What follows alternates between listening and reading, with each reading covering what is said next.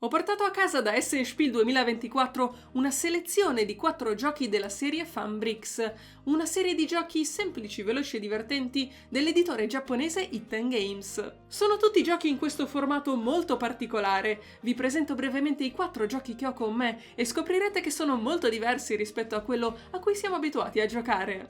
Vediamo innanzitutto Wonder Bowling. Come potete immaginare, si tratta di un gioco di bowling, quindi prendiamo la nostra scatola che diventerà la nostra pista da bowling. I birilli vengono posizionati in maniera assolutamente casuale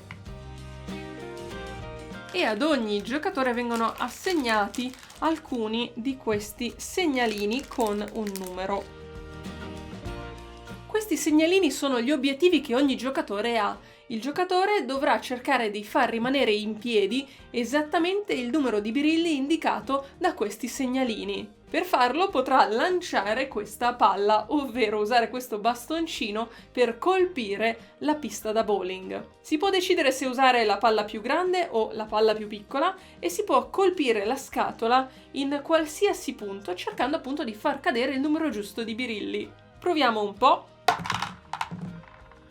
Ok, ho fatto rimanere in piedi esattamente 3 birilli, quindi questo obiettivo è stato risolto. In realtà non è assolutamente facile, ci saranno molti colpi che andranno a vuoto o colpi che faranno cadere il numero sbagliato di birilli. Chi per primo riuscirà a risolvere tutti i suoi obiettivi vincerà la partita. Tower of Doubt è un gioco per 2 giocatori di bluff. I giocatori si siedono ai 2 lati di questa scatola, vengono posizionate casualmente queste torri e ognuna di queste torri ha un valore da 0 a 4, rappresentato sia dal numero sotto la torre che dal numero di diamanti, ovvero gli elementi bianchi, che ci sono sui 4 lati, quindi possiamo avere 0, 1, 2, 3 o 4 diamanti bianchi sui lati della torre. L'obiettivo è cercare di accaparrarsi le torri che valgono di più, quelle che hanno più diamanti. Il problema è che io dal mio lato vedo solo 2 dei 4 lati delle torri, quindi vedo solo 2 diamanti. Potrei vedere una torre con 0 diamanti, una con 1 diamante o con 2 diamanti e devo provare a intuire quanti diamanti ci sono dal lato del mio avversario. Si posizionano questi segnalini per prendere possesso delle torri. Su ogni torre ci possono stare 2 segnalini al massimo, quindi si può anche rubare una torre che voleva il nostro avversario. È un gioco di statistica e bluff perché potremmo portare il nostro avversario a pensare che una torre sia interessante quando invece non lo è. Magari mettiamo un segnalino su questa torre dicendo che la vogliamo per noi.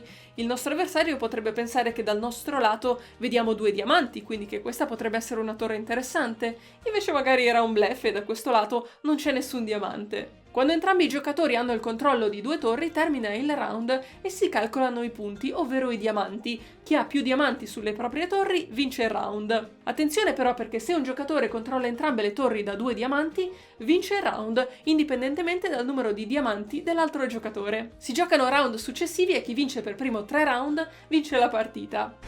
Stick Collection è un gioco di colpo d'occhio, in cui cercheremo di accaparrarci dei bastoncini e vince chi riuscirà ad accaparrarsi la serie più lunga di bastoncini distanti esattamente 5 mm l'uno dall'altro.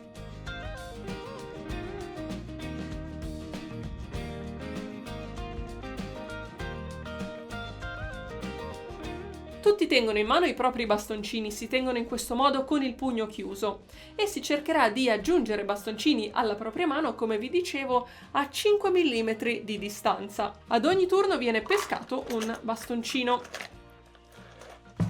e viene messo in palio posizionandolo su questo supporto a circa 30 cm di distanza dai giocatori. Da lontano i giocatori devono intuire se questo bastoncino potrebbe essere della lunghezza giusta che ci serve per creare la scala.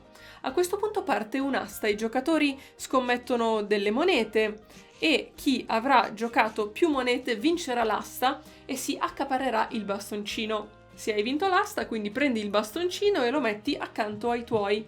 In questo caso non è stata un'ottima scelta perché ci sono almeno 10 mm di distanza tra il nuovo bastoncino e quello che avevo già. Dovrò cercare di trovare quello intermedio nei turni successivi. Si procede così bastoncino dopo bastoncino e alla fine si mettono tutti in fila e si ottengono punti per la sequenza di bastoncini a 5 mm di distanza. In questo caso credo che solo i primi 3 siano in sequenza, perché tra il terzo e il quarto mancherebbe ancora un bastoncino intermedio. Il punteggio è dato da questa sequenza più le monete rimaste dall'asta. Gold Hunting è un altro gioco per 2 giocatori. Ai giocatori vengono assegnati questi pezzi di montagna, probabilmente. Come vedete, questi pezzi hanno varie altezze, possono essere formati da un solo pezzettino oppure fino a 3 pezzettini.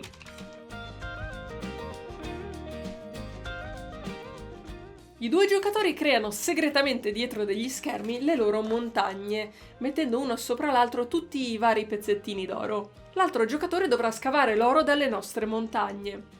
Quello che deve cercare di fare è capire e intuire la lunghezza del pezzo d'oro. Ad esempio, potrei cercare di scavare in questa montagna dicendo che il primo pezzo d'oro è lungo 2. Poi provo a prenderlo ed esattamente sono 2 pezzi. Avendo indovinato posso ottenere l'oro che ho ottenuto. Ci si alterna, quindi il mio avversario poi potrebbe voler scavare da questa montagna dicendo di scavare un pezzo da 1. Prende il pezzo in alto, ma vengono su 3 pezzi. Avendo sbagliato, questo pezzo viene scartato ed è un peccato perché sarebbe stato un pezzo di grande valore. Si continua così cercando ovviamente di pescare più pezzi d'oro possibili. Quelli più lunghi valgono di più, ma anche assicurarsi un pezzettino senza sbagliare ha il suo valore. Si procede così cercando di fregare l'avversario, posizionando e mascherando bene i pezzi d'oro nelle nostre montagne. Quelli che vi ho presentato sono solo 4 dei tantissimi giochi che fanno parte della serie Fanbricks. Sono tutti giochi strani, inusuali e divertenti. Molti giochi puntano sulla destrezza, come ad esempio Wonder Bowling, altri sul colpo d'occhio, come Stick Collection e Gold Hunting. Alcuni sono giochi per 2 soli giocatori, come Tower of Doubt, altri prevedono un numero più ampio di giocatori, fino a 5 o 6, e una serie che comprende diversi titoli con diverse caratteristiche. Sicuramente troverete quello che vi stuzzica di più, ma sicuramente, come avrete visto, sono giochi un po' particolari, diversi da quello a cui siamo abituati. Puntano molto sul divertimento, la leggerezza, la sorpresa e le risate. E non è male avere giochi di questo tipo in collezione, soprattutto quando si invitano amici a casa, magari anche non giocatori, o quando si vuol passare una serata leggera. Il formato a mattoncino personalmente lo trovo carinissimo e onestamente è anche molto utile per riempire quei buchi che rimangono negli scaffali tra i giochi più grandi. Devo dire onestamente che non sono tutti giochi memorabili, ad esempio Tower of Doubt, per poter essere un vero gioco di bluff e deduzione, secondo me avrebbe perlomeno dovuto essere più lungo. Così com'è non c'è neanche tanto tempo di sviluppare il bluff o la strategia. Oppure Gold Hunting, l'idea è carina, originale, ma il gioco a volte si risolve molto velocemente ed è più facile di quanto dovrebbe essere. Invece devo dire, Stick Collection, ma soprattutto Wonder Bowling, mi hanno veramente divertita, perché lì il meccanismo funziona. In Stick Collection è veramente difficile capire da lontano la lunghezza di un bastoncino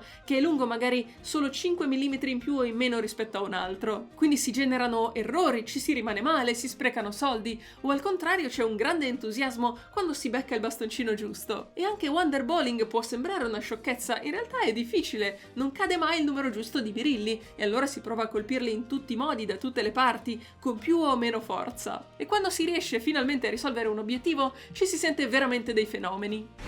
Lo consiglio a chi ama i giochi un po' pazzi, inusuali, quelli in cui divertirsi senza prendersi troppo sul serio e in cui si può accettare anche di perdere malamente pur di fare una risata. Se vi piacciono colpo d'occhio, destrezza e velocità di ragionamento, nella serie Fanbricks troverete diversi giochi che possono interessarvi. Come vi ho detto, ne esistono molti di più rispetto ai 4 che vi ho mostrato. Il mio consiglio personale, se doveste comprarne solo uno, è Wonder Bowling. E la bella notizia è che i Fanbricks stanno per arrivare anche in italiano, perlomeno Wonder Bowling e Tower of Doubt, insieme a Ninja Master che io non ho. Arriveranno grazie all'editore Tambu e la data di uscita dovrebbe essere attorno ad aprile-maggio. Vi lascio dunque in descrizione sia il link al sito di Tambu, sia il link al sito dell'editore giapponese Itten Games. Se volete rendere la vostra collezione in qualche modo unica, è un bellissimo acquisto. E Tambu porterà in italiano anche un altro gioco di Itten Games che mi è piaciuto e mi ha divertito molto. Ne abbiamo già parlato su questo canale, vi lascio recuperare il video. Si tratta di Tokyo Highway Rainbow City.